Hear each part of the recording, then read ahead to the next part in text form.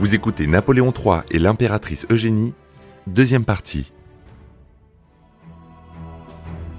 En 1854, à la suite de la déclaration de guerre entre la Russie et l'Empire ottoman, la France s'engage aux côtés de l'Angleterre et s'allie aux Turcs dans la guerre de Crimée qui va durer jusqu'en 1856. Cet engagement permet à Napoléon III de rétablir le prestige de la France sur la scène européenne en obtenant la capitulation de la Russie après la destruction de sa flotte à Sébastopol et la fameuse bataille de Malakoff. Mais derrière l'image prestigieuse de l'Empire, Eugénie et Napoléon III demeurent les souverains d'un régime répressif et autoritaire. Les libertés de réunion et d'association sont suspendues et la presse est censurée. Toute opposition au Second Empire est étouffée. La vie politique semble figée, rythmée par les fêtes impériales qui gomment les débats parlementaires. Le 14 janvier 1858, Napoléon III et son épouse se rendent à l'opéra de la rue Le Pelletier quand une énorme détonation souffle les vitrines des magasins et projette leur carrosse à plusieurs mètres.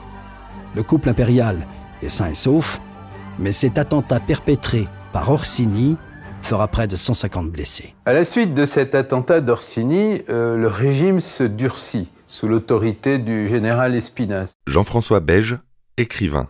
Une loi de sûreté générale est votée. Cette loi permet d'arrêter, d'exiler tous les opposants soupçonnés de menacer le régime. Pourtant, Napoléon III estime qu'un pouvoir fort ne peut se bâtir que sur la démocratie et il estime que ce pouvoir doit se fonder sur le consentement du peuple. Il va donc rétablir le suffrage universel, mais il ne faut pas se leurrer. S'il est présenté comme démocratique par le pouvoir, ce régime n'est en aucun cas libéral. L'administration impériale est toute puissante, l'arsenal répressif est bien rodé, la police traque les opposants, la presse approuve ou se tait, et le pouvoir gouverne sans partage. Napoléon III est bien conscient que l'empire autoritaire n'est pas viable à long terme. Il cherche donc de nouveaux appuis auprès des forces sociales qui le combattent. Il mise sur la politique extérieure et promet à Victor Emmanuel II, roi de Piémont-Sardaigne, d'intervenir en faveur de l'unité de la péninsule, voulue par les patriotes italiens en échange de la Savoie et de Nice. Eugénie est une catholique ultramontaine, c'est-à-dire qu'elle est favorable à la primauté spirituelle et juridictionnelle du pape sur le pouvoir politique. Et elle va soutenir le pape Pie IX qui est contre cette unification de la péninsule italienne amorcée par Victor Emmanuel II, parce que qui dit unification dit fin des privilèges de Rome. Mais en 1859, la France entre en guerre contre l'Autriche et l'impératrice va devoir se ranger du côté de Napoléon III très naturellement. L'empereur Napoléon III a une totale confiance en son épouse et il va le lui témoigner à 2 reprises, puisque lorsqu'il est amené à prendre la tête de l'armée, eh bien, il va devoir quitter Paris, la capitale, les Tuileries. Marc Desty, conservateur du patrimoine, château de Compiègne. Et donc, en 2 occasions, il va confier la régence à l'impératrice Eugénie. Donc, c'est une preuve, évidemment, de grande confiance. Et c'est là, on peut dire, que l'impératrice aura pu avoir une influence sur des décisions à prendre lorsque l'empereur est absent et qu'il est au loin. Le conflit éclate entre l'empire austro-hongrois de François-Joseph et la coalition franco-sarde, précipitant les 2 camps dans la campagne d'Italie de 1859. L'impératrice expérimente alors l'exercice du pouvoir en assurant la régence, pendant que Napoléon III arpente les champs de bataille de Magenta et de Solferino. Après son succès en Italie, l'empereur hésite encore face à une libéralisation du régime qu'il sait pourtant indispensable. Le pouvoir opte donc pour une sorte d'empire social, en donnant davantage de liberté au Parlement, aux hommes d'affaires, aux collectivités locales et aux ouvriers en leur accordant le droit de grève et la liberté syndicale. Il réforme le système bancaire pour favoriser l'essor industriel. C'est l'âge d'or des élites administratives, des hommes d'affaires et des banquiers. Il crée des banques de dépôt et favorise le crédit foncier. C'est la naissance du Crédit foncier de France pour le monde agricole, du crédit mobilier pour financer les sociétés industrielles ou encore du Crédit lyonnais. dans cette période absolument clé du XIXe siècle, eh bien, quand arrive le Second Empire, malgré tous les côtés autoritaires, le côté répressif pendant longtemps, au début tout au moins du Second Empire, qui doit s'affirmer avec quand même une apparence de dictature, eh bien, des décisions sont prises qui ont de très heureux effets sur le plan économique. L'empereur met fin au protectionnisme économique en négociant secrètement un traité commercial avec l'Angleterre, abolissant notamment les droits de douane sur les matières premières, les produits alimentaires, textiles et métallurgiques. Cette mesure, d'abord impopulaire auprès des industriels français, permet la modernisation des modes de production. Dans les années 1860, l'Empire prend une tournure de plus en plus libérale. C'est une période d'extraordinaire développement économique industriel. Alors évidemment, ça a son mauvais côté, l'affairisme, la spéculation. Mais en fait, les rênes de l'État étaient très solidement tenues. La période est quand même celle de l'explosion des découvertes, des inventions, de l'industrie. Napoléon III mise sur la révolution industrielle et les avancées scientifiques et techniques en soutenant les travaux de Louis Pasteur et en appuyant le projet de Ferdinand de Lesseps de percer le canal de Suez, inauguré par l'impératrice Eugénie le 17 novembre 1869.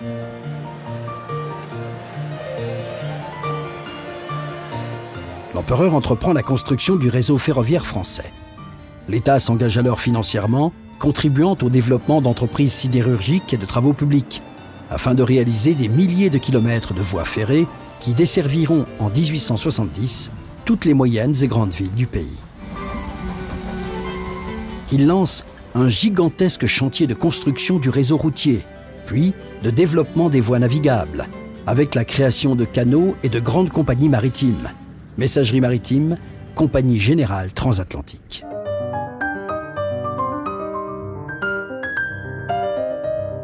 Sur le modèle de Londres, Napoléon III veut faire de Paris une capitale moderne, débarrassée de son visage moyenâgeux, de sa réputation d'insalubrité et de surpopulation. Il va faire appel à un monsieur prodigieux qui est le préfet Haussmann. Michel de Decker, écrivain d'histoire. Pour transformer véritablement Paris. C'est-à-dire que toutes les petites ruelles obscures, sombres, etc. vont être détruites et on va tracer les grandes artères que l'on connaît toujours aujourd'hui. Les grands boulevards sont des boulevards créés à l'instigation de Napoléon III. Georges Eugène Haussmann, nommé préfet de la Seine en 1853, reçoit donc la mission d'aérer, d'unifier et d'embellir Paris. C'est un chantier perpétuel, c'est-à-dire que les Parisiens de l'époque, on leur dit qu'ils vont avoir de très beaux boulevards, qu'il va y avoir des ronds-points comme la place de l'Étoile, une ville absolument moderne et aérée avec des jardins publics, le parc Montsouris, le parc Monceau, tout ça est en gestation. Et pendant la période même du règne, tout ça est lancé à un rythme fou. Il y a énormément d'expropriations, etc. Paris est donc un chantier. Haussmann imagine une ville nouvelle percée de grands boulevards, d'axes de communication reliant les grandes gares, un modèle d'architecture découpé en 20 arrondissements où tous les citoyens trouveront leur place. Évidemment, il y avait dans son intention certainement le fait d'embellir la capitale, mais aussi il se disait que, en cas d'émeute, comme il y en avait eu à la Révolution de 48 sous Louis-Philippe, eh bien dans les grandes artères, on pouvait quand même maîtriser la foule beaucoup plus facilement que dans toutes les petites ruelles. Il va faire ouvrir et créer l'opéra Garnier. Quand Eugénie pose la question d'ailleurs à Garnier, dit « Mais c'est de quel style ?»« C'est du style Napoléon III, Majesté », répond Garnier. C'est à ce moment-là, dans les années 1880, puis après, et a fortiori 1900, que les Parisiens toucheront en quelque sorte les dividendes du Second Empire avec leurs très belles avenues, très dégagées. C'est aussi l'émergence des grands magasins. Le tout Paris se presse au bon marché, au printemps, à la Samaritaine, et de nouveaux édifices publics sortent de terre, comme l'Hôtel-Dieu ou le Théâtre du Châtelet. Mais la transformation de Paris coûte cher.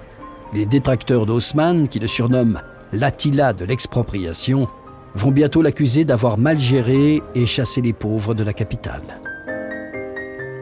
Dans son sillage, la révolution industrielle entraîne un culte du progrès qui s'expose à Paris entre 1855 et 1937, lors de grandes expositions universelles. Véritable vitrine techniques et artistiques, elles témoignent de la puissance, de la vitalité économique et de la maîtrise technologique des nations. Elles ont aussi pour mission de permettre l'échange du savoir entre les ingénieurs et créateurs des différents pays qui possèdent leur pavillon dans la rue des nations. Éphémère ou durable, l'architecture est à l'honneur. L'histoire retient la construction des palais de l'industrie et des beaux-arts pour l'édition de 1855, celle de la Tour Eiffel et du métro parisien en 1889.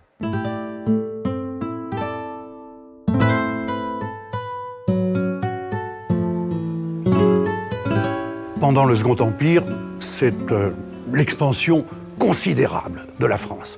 C'est-à-dire que Napoléon Ier, lui, avait un petit empire colonial de 70 000 km², je crois. Eh bien, ça va être multiplié par 10, voire par 20, parce que c'est en effet à cette époque-là que l'on commence vraiment à s'installer en Algérie, que l'on fait du Maroc un protectorat, qu'on a le Sénégal, qu'on a la Guinée, qu'on a la Cochinchine, le Cambodge, la Polynésie. On se développe un peu partout. L'Empire français devient quasiment aussi important que l'Empire de la reine Victoria. Eugénie a une haute idée de l'Empire et de la fonction qui lui échoit. Elle entend donc jouer un rôle politique au sommet de l'État, en conseillant et en secondant Napoléon III. Eugénie, pour se distraire, a voulu se lancer dans la politique. Il a laissé faire parce qu'il voulait surtout qu'on le laisse tranquille. Lui n'était pas quelqu'un qui accablait son entourage. L'impératrice profite de cette marge de manœuvre et dès 1862, elle tente d'influencer son époux en faveur d'une expédition au Mexique afin de créer un empire latin catholique et d'explorer de nouveaux débouchés économiques. Rompue lors de la guerre en Italie, Eugénie convainc Napoléon III de proposer la couronne du Mexique au frère de François-Joseph, Maximilien de Habsbourg. Mais en 1865, la guerre de sécession s'achève et le gouvernement américain soutient les troupes rebelles, obligeant Napoléon III à abandonner le Mexique. Maximilien, qui refuse d'abdiquer, est fusillé le 19 juin 1867, anéantissant les efforts de rapprochement franco-autrichien. En 1867-1868, la vie politique française semble renaître. L'empereur annonce une série de réformes libérales. En fait, il s'agit de demi-mesures tempérées par un veto du Sénat. Il y a une libéralisation de la presse, une plus grande liberté de réunion, un droit d'interpellation pour les députés et les sénateurs. Napoléon forme un nouveau gouvernement avec à sa tête le républicain Émile Ollivier. Eugénie tisse alors son influence politique en s'alliant à Eugène Rouher, qui était l'un des piliers de l'Empire autoritaire, qui considérait que l'expédition mexicaine était une grande idée et qui évidemment désapprouve ce virage libéral pris par l'Empire. Dans ce contexte, le gouvernement Ollivier apparaît extrêmement fragile et en 1870, il va se révéler incapable d'éviter la guerre. À cette époque-là, c'est-à-dire en 70, la Prusse est en train de réunifier autour d'elle toute l'Allemagne avec un chancelier qui allait dans l'ombre qui s'appelle Otto von Bismarck. Et Bismarck, pour véritablement sceller son empire allemand, se dit qu'il n'y a qu'une seule chose à faire, c'est une bonne guerre contre la France. Le 21 juin 1870, le prince franco-allemand Léopold de Hohenzollern-Sigmaringen se voit proposer le trône d'Espagne, vacant depuis 2 ans. Mais la France s'y oppose farouchement et demande au roi de Prusse, par l'intermédiaire de son ambassadeur Benedetti, la confirmation écrite du retrait de Léopold. Bismarck, le chancelier de Prusse, rédige la fameuse « dépêche d'Ems » qui suggère que l'ambassadeur français a été congédié de manière humiliante. Aussitôt, la presse parisienne crie au scandale, excitant les velléités guerrières du peuple et des parlementaires. Les Français se sentent mis au défi et de façon un peu absurde, il y a un parti belliciste qui se crée autour de l'impératrice Eugénie, notamment pas tellement auprès de Napoléon III, qui n'était pas très favorable à la guerre. Napoléon III ne voulait pas cette guerre de 70, et c'est Eugénie qui s'est cabrée en lui disant « Si on ne la fait pas, à cause de toi, l'Empire est déshonoré ».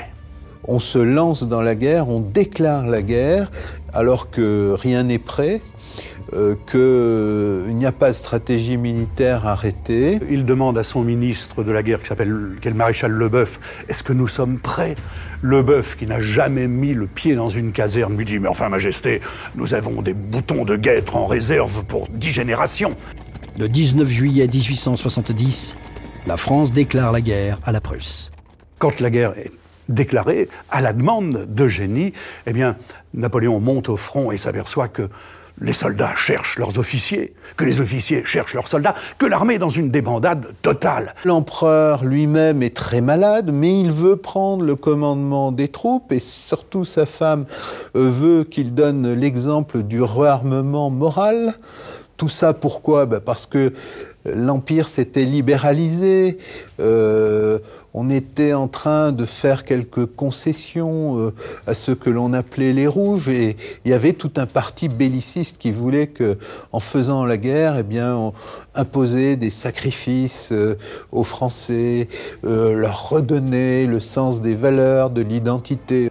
À Paris, Eugénie assure la régence. Elle remplace le ministère Olivier par un cabinet sous la houlette du très conservateur comte de Palikao. Pendant ce temps, l'empereur déambule, malade, sur le champ de bataille. Il a été pathétique. On a souvent dit d'ailleurs qu'il était plutôt suicidaire. Il essayait de se faire tuer pendant cette guerre. Et ça a été affreux de bout en bout. Les soldats de l'armée prussienne sont plus nombreux et mieux préparés. Très vite pour les Français, la guerre tourne au cauchemar et les défaites s'accumulent. Le 2 septembre 1870, les troupes de Napoléon III sont encerclées à Sedan et au terme de la bataille, l'empereur lui-même est fait prisonnier. À Paris, les républicains demandent la déchéance de l'Empire et la foule prend d'assaut le palais Bourbon. Eugénie se réfugie chez le docteur Evans, un Américain, qui organise sa fuite vers l'Angleterre. Le 4 septembre 1870, Léon Gambetta, Jules Favre et Jules Ferry proclament la République et constituent un gouvernement provisoire de défense nationale. Celui-ci ordonne au peuple français de résister face à l'armée prussienne qui encercle la capitale. Et on ne peut pas être très indulgent pour l'impératrice Eugénie parce qu'elle a toujours voulu que l'empereur reste au front. Elle n'a pas voulu qu'il redescende à Paris, alors que lui voulait protéger Paris. Il voulait surtout être à Paris pour prendre des décisions. Il n'a pas pu. Alors après, évidemment, Eugénie se rachètera. Ça deviendra une épouse exemplaire. Pendant la période de l'exil en Angleterre, ce couple, pour l'histoire, apparaîtra complètement uni avec une impératrice dévouée à son mari.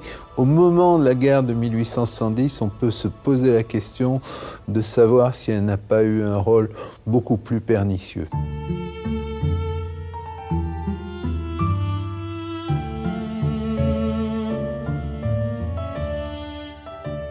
Le 23 octobre 1870, réfugiée à Chislehurst en Angleterre, Eugénie écrit au roi de Prusse, Guillaume Ier, pour l'implorer de renoncer aux territoires occupés en Alsace.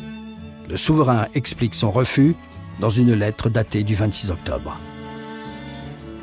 Le dernier acte politique d'Eugénie sera de remettre en 1918 à Georges Clemenceau cette pièce historique majeure qui va largement contribuer au retour de l'Alsace-Lorraine dans le giron de la France à l'issue de la Première Guerre mondiale. Les termes de cette lettre prouvent qu'en 1870, le roi de Prusse victorieux ne réclame pas l'Alsace en tant que territoire allemand, mais seulement comme un glacis de protection face à d'éventuelles invasions françaises. C'est à partir de ces considérations que le retour de l'Alsace-Lorraine à la France est alors inscrit parmi les buts de guerre. L'empereur déchu rejoint son épouse en Angleterre, où il meurt le 9 janvier 1873. L'impératrice Eugénie va poursuivre l'éducation de son fils, qui va vouloir entrer dans une école militaire anglaise. Marc Desty, conservateur du patrimoine, château de Compiègne. Chose à laquelle finira par se ranger l'impératrice, qui ne voyait pas ça d'un très bon œil au départ. Eugénie perdra aussi son fils, le prince impérial, engagé volontaire dans l'armée britannique en Afrique du Sud. et est tué à 23 ans par les Zoulous. Pour les Anglais, c'est vraiment l'incarnation du jeune héros qui meurt en brave. Gilles Grandjean, conservateur en chef du patrimoine, château de Compiègne. Et alors que les Français ont presque totalement oublié ce jeune prince dont on ne connaît guère que sa mort. C'est évidemment quelque chose d'assez tragique pour l'impératrice qui perd d'abord l'empereur Napoléon III, puis ensuite son fils unique, le seul enfant qu'elle ait eu, alors qu'elle-même va vivre très âgée, puisqu'elle a traversé toute la fin du XIXe siècle et le début du XXe. Eugénie, qui voyage désormais sous le nom de comtesse de Pierrefonds, constitue une cour discrète dans sa villa à Cyrnos du Cap-Martin, où elle reçoit notamment son amie, l'impératrice Sissi. Alors elle était très active, on peut la rapprocher, faire un petit parallèle avec Élisabeth d'Autriche, la fameuse Sissi. Comme elle, c'est une femme dynamique, une femme d'action. L'impératrice Eugénie aimait beaucoup marcher et même crapahuter, on peut dire. Et donc, à partir du moment où elle s'est retrouvée seule, eh bien, elle va entraîner avec elle dames de compagnie, etc., dans des marches qui vont durer des heures. Elle va se faire construire une villa sur la Côte d'Azur, au Cap-Martin. Elle va s'offrir un yacht, elle va voyager. Donc elle sera extrêmement active jusqu'à la fin de son existence.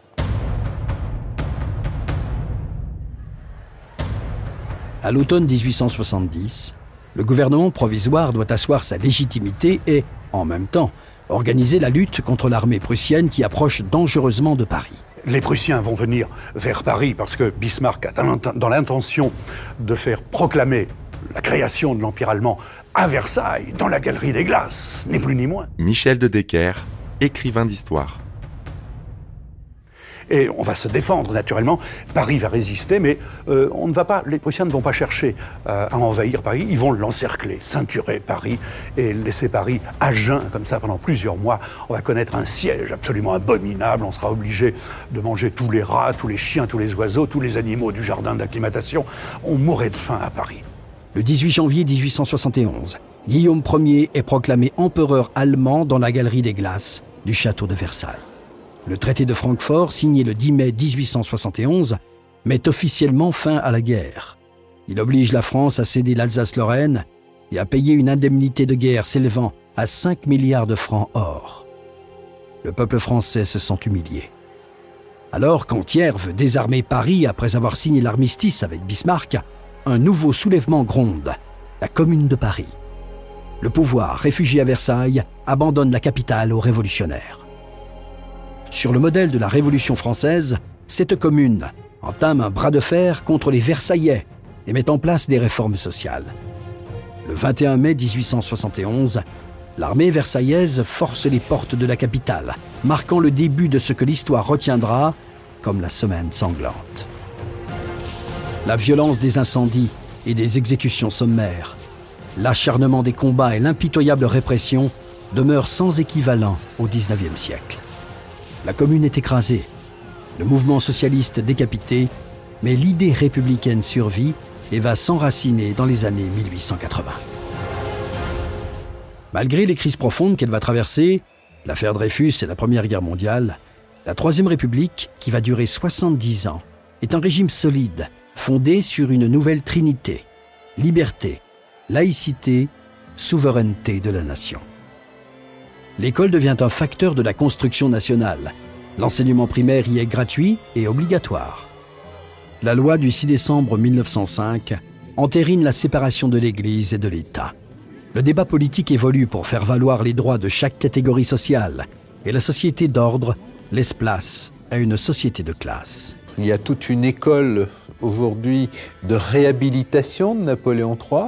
Il a été longtemps détesté parce qu'il a eu un adversaire redoutable sur le plan littéraire qui était Victor Hugo. Et ça a été la condamnation pendant très longtemps. Et puis la Troisième République s'est bâtie un peu sur la critique du Second Empire. Et toute la Troisième République, ça a eu une importance énorme pour la transmission des connaissances aux Français.